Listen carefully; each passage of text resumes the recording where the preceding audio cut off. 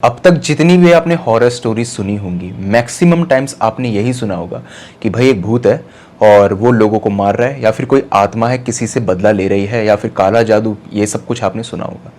लेकिन आज की कहानी जो है ना, ये बहुत ज़्यादा यूनिक है क्योंकि इसके अंदर एक इंसान की एक आत्मा से ऐसी दोस्ती होती है जो दोस्ती बहुत लंबे समय तक चलती है। मैंने आपको एक बात बताई थी कि मोस्ट ऑफ द टाइम जो स्पिरिट्स होती है ना, वो लोगों को परेशान नहीं करती है। जब हम दखल अंदाजी देते हैं या कुछ ऐसी गलती कर बैठते हैं जिसके चलते उन्हें एक आमंत्रण मिल जाए तो वो हमारी जिंदगी में खलल डालती हैं, लेकिन खामखा कोई भी चीज किसी को परेशान नहीं करती।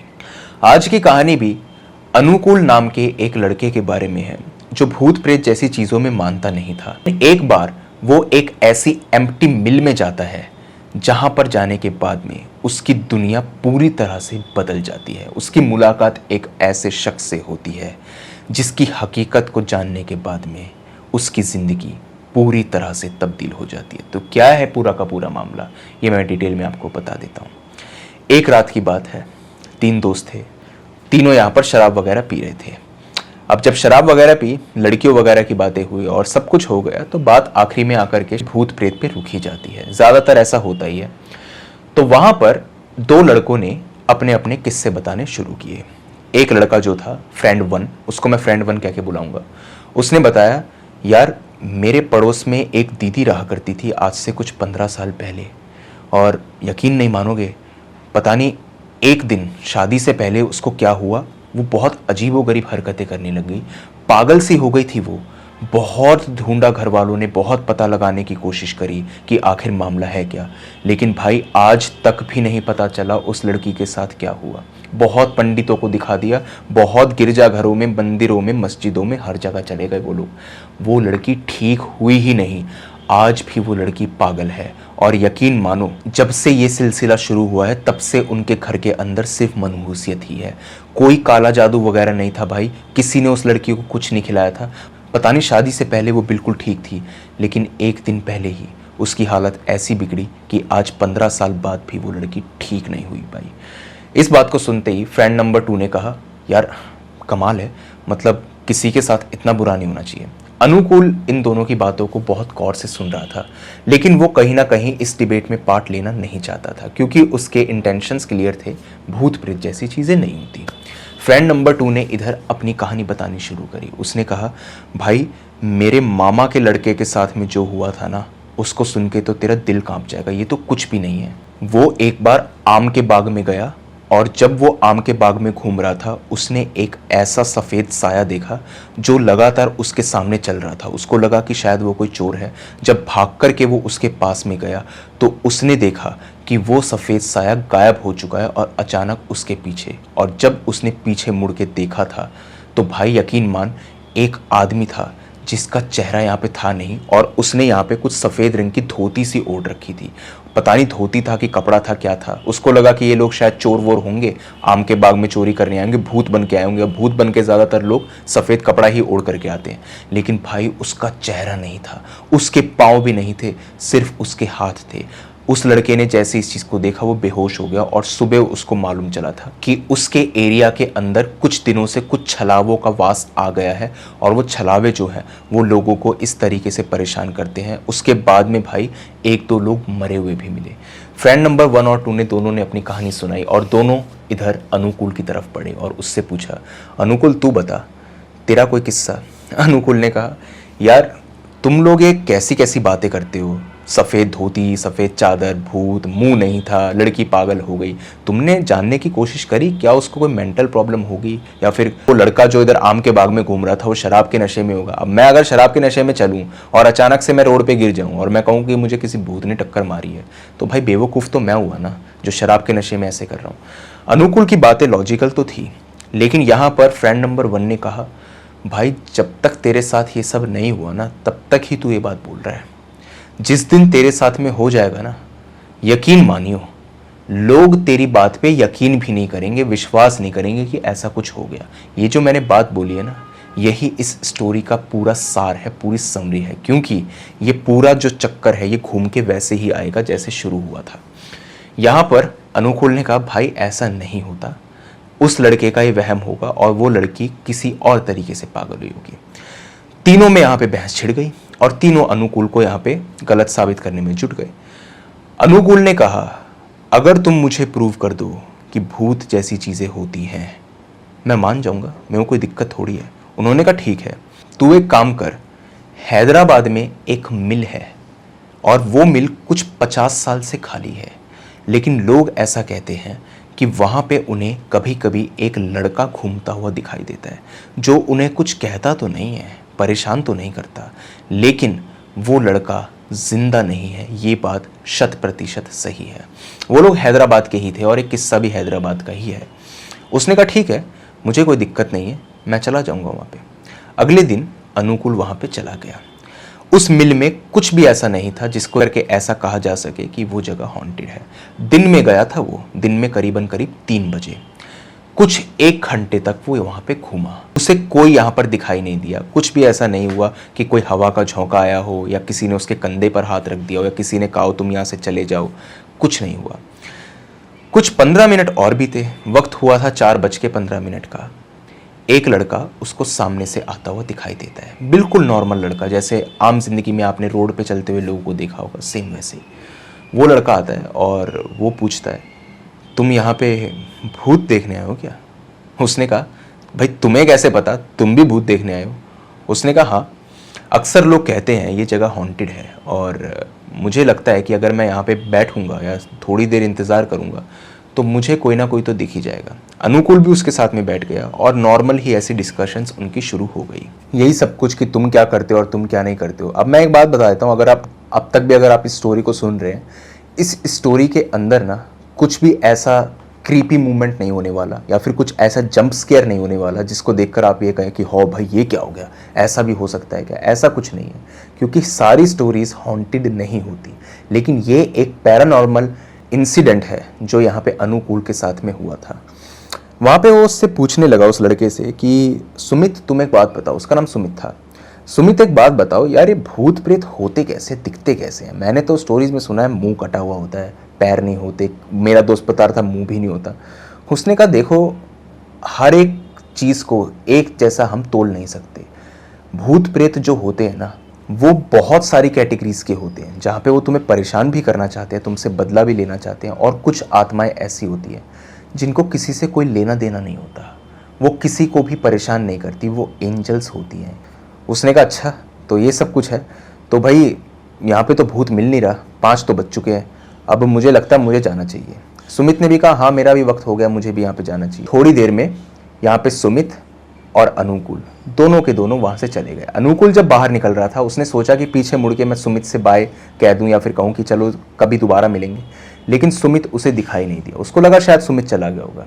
वापस वो अपने दोस्तों के पास आया और उसने कहा भाई देख लो, मैं तो आ चुका और भूत जैसी चीज़ तो मुझे मिली नहीं, अब तुम बताओ कि भूत मुझे कहाँ पे मिलेगा। उसने कहा भाई हो ही नहीं सकता, वो मिल हॉन्टेड है और वहाँ पर एक लड़का दिखाई देता है और वो लड़का जो है ना वो किसी को कुछ कहता नहीं है, तेरे को भी मिला होगा ऐसा नहीं है। उसने कहा हाँ मिला था, एक सुमित नाम का लड़का मिला तो था, लेकिन वो जिंदा था भाई, भूत भूत नहीं था वो। समझ में आई बात? जैसे तू है ना मेरे सामने वैसे ही वो था। उसने कहा नहीं भाई शायद वही भूत होगा और तेरा एनकाउंटर एक भूत से हो गया और तुझे इसका अंदाज़ा नहीं है। उसने कहा देख यार, जब ये चीज़ें सचमुच मेरे सामने होंगी ना तो मालूम चल जाएंगी। फ्रेंड नंबर 2 ने इधर कहा अगर तू सचमुच एक भूत को जानना चाहता है और तू उसके बारे में पता करना चाहता है तो एक काम कर, एक कैमरा ले जा और उस कैमरे से उस जगह की रिकॉर्डिंग कर। यकीन मानियो उस रिकॉर्डिंग के अंदर सिर्फ तू दिखाई देगा, वो शख्स नहीं। और अगर ऐसा हुआ तो मुझे बताने की ज़रूरत नहीं है कि तेरे साथ में क्या हुआ है। अनुकूल ने कहा अगर दिखना होगा ना तो ऐसी ही आंखों से दिख जाएगा, इसके लिए किसी कैमरे वैमरे की ज़रूरत नहीं है, तू फालतू की बात तो मेरे से कर मत। अगले दिन भी जब अनुकूल वहां पे गया, उस दिन भी उसको सुमित मिला। कमाल की बात थी, जब भी अनुकूल वहां पे जाता था उस वक्त पे सुमित मौजूद होता था। इस वक्त पे टाइमिंग जो थी वो शाम के 7:30 बजे की थी, तब भी सुमित वहां पे मौजूद था। इस बात से उसे कहीं ना कहीं थोड़ा सा शक तो हुआ कि कहीं सुमित ही तो वो नहीं है जिसकी आत्मा यहाँ पे भटकती है। उसने सुमित से मजाकिया वे में पूछा भी कि भाई तुम ही हो गया जिसकी मौत हो गई थी, तुम ही भटकते हो गए यहाँ पे? उसने कहा हाँ मैं ही हूँ, कोई प्रॉब्लम है तुम्हें? उसने कहा नहीं नहीं मुझे कोई प्रॉब्लम नहीं, दरअसल बात क्या है ना कि मैं भी मरा हुआ हूँ और मैं तुम्हें ये बता रहा था कि मेरी आत्मा यहाँ भटकती है और जब भी कोई मुझे यहाँ पे मिलने के लिए आता है तो वो मेरे से मिलकर ज़रूर जाता है। सुमित इस बात को सुन के हंसने लगा। दोनों एक तरीके से एक दूसरे से मजाक ही कर रहे थे, लेकिन यहाँ पे अनुकूल को इस बात का अंदाज़ा नहीं था कि सुमित अपने बारे में कितनी बड़ी सच्चाई बोल करके चला गया। एक बात और बता दूं आपको, अनुकूल ने कभी भी सुमित से कोई हाथ वगैरह कभी मिलाया नहीं था। वो दूर से ही बैठ करके बात करता था, जैसे कि एक साइड पे वो बैठ गया, दूसरी साइड पे वो बैठ गया। मिल थी वो, और वो मिल खाली पड़ी हुई थी, खंडर थी, क्या पता उसमें कोई लॉस वॉस हो गया हो तो उसको ओनर ऐसे छोड़कर चला गया हो। अनुकूल ने सोचा मैं एक दो बार ऐसा और करता हूँ, और अगर मुझे सुमित यहाँ पर दोबारा से दिखाई देगा तो मैं अपने दोस्त की यहाँ पे टेक्निक यूज करूंगा और फिर देखूंगा कि यहाँ पे सचमुच कैमरे के अंदर सुमित दिखाई देता है या नहीं। अब ये बात आपको बता देता हूँ, ये बात जो है ये है 2007 की। 2007 में वो मोबाइल तो होते नहीं थे जिसमें भाई सेल्फी वगैरह होते भी थे तो बहुत शुरुआती इधर स्टेजेस पर थे वो सब कुछ चीज़ें। तो इस वक्त पे उसके पास में सिर्फ एक प्रोफेशनल कैमरा ही एक जरिया था जिससे वो कुछ भी कैप्चर कर सकता था। अब की बार कुछ 2-3 दिन तक अनुकूल उस मिल में नहीं आया। 2-3 दिन के बाद में वो एक कैमरा लेकर के आया, और जब वो आया तो सुमित फिर से वहीं पर बैठा हुआ था। सुमित ने उसे कहा मुझे तुम्हारा इंतज़ार था, मैंने जो तुम्हें बात कही थी तुम्हें उस पर यकीन नहीं हो रहा है ना कि मैं इधर जिंदा नहीं हूँ और मेरी मौत हो रखी है। उसने कहा यार ये सब बकवास की बातें बंद करो, पहले तुम मुझे ये बताओ कि तुम हर वक्त यहीं पर रहते हो क्या? तुमने मुझे बताया था कि तुम एक राइटर हो और तुम इधर किताब वगैरह लिखते रहते हो, ना तो मैंने कोई किताब तुम्हारे हाथ में देखी और ना ही कभी तुमने कुछ इस तरीके की बातें मेरे से करी, लेकिन तुम हर वक्त यहाँ पे मौजूद कैसे रहते हो? सुमित ने कहा रीज़न तुम जानते हो कि असली वजह यहाँ पे क्या है, लेकिन तुम मान नहीं रहे। यहाँ पर उसने कैमरे वगैरह को इंस्टॉल कर दिया और वो यहाँ पर बैठ करके सुमित से बात करने लगा। सुमित ने उसको एक बात बताई, मैं ये भी जानता हूँ कि तुम्हारे मन में इस वक्त चल क्या रहा है। दरअसल तुम काफ़ी ज़्यादा परेशान हो और आत्महत्या करने के बारे में सोच रही हो, यही ना? तुम्हारी गर्लफ्रेंड तुम्हें छोड़ के चली गई और अब तुम्हारे पास जीने की कोई वजह नहीं है।